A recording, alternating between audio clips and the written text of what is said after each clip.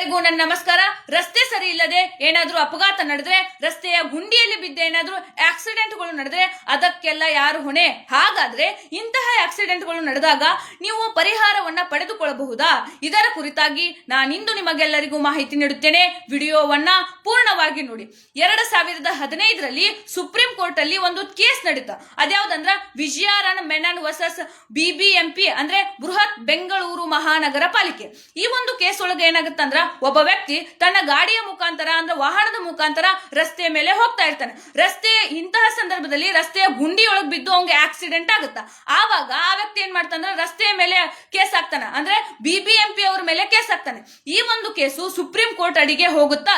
Supreme court ಕೊನೆಯದಾಗಿ 2015ರಲ್ಲಿ ತೀರ್ಪು ಕೊಡುತ್ತಾ. ಅದೇನಂತಂದ್ರ, ಸಂವಿಧಾನದ ಆರ್ಟಿಕಲ್ 21 ಏನ್ ಹೇಳುತ್ತಾ ಅಂತಂದ್ರ, ಪ್ರತಿಯೊಬ್ಬ ವ್ಯಕ್ತಿಯೂ ಕೂಡ ಸುರಕ್ಷಿತವಾಗಿ ಜೀವಿಸುವಂತಹ ಹಕ್ಕು ಐತಿ ಮತ್ತು ಸುರಕ್ಷಿತವಾಗಿ ವಾಹನಗಳಿಂದ ರಸ್ತೆಯಲ್ಲಿ ಚಲಿಸುವಂತಹ ಹಕ್ಕು ಕೂಡ ಐತಿ.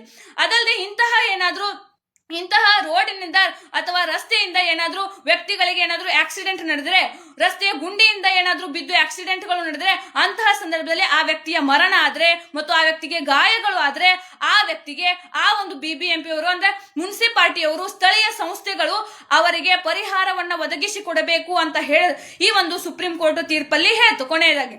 ಅದಲ್ಲದೆ ಇಂತಹ ಏನಾದ್ರೂ ನಿಮ್ಮ ಜೀವನದಲ್ಲೂ ಕೂಡ ಏನಾದ್ರೂ ರಸ್ತೆಯಲ್ಲಿ ಹೋಗುವಂತಹ ಸಂದರ್ಭದಲ್ಲಿ ಏನಾದ್ರೂ ರಸ್ತೆ ಸರಿ ಇಲ್ಲದೆ ಆಕ್ಸಿಡೆಂಟ್ಗಳು ನಡೆದ್ರೆ ನೀವು ಮೌನವಾಗಿರಬೇಡಿ. ಯಾಕಂದ್ರೆ ಕಾನೂನು ಯಾವತ್ತು ನಿಮ್ಮ ಪರ ಅಂತ ಹೇಳ್ತಾ, ಹೆಚ್ಚಿನ ಕಾನೂನು ವಿಷಯಗಳಿಗಾಗಿ ನನ್ನ ಫೇಸ್ ಫಾಲೋ ಮಾಡಿ. Thank you so much.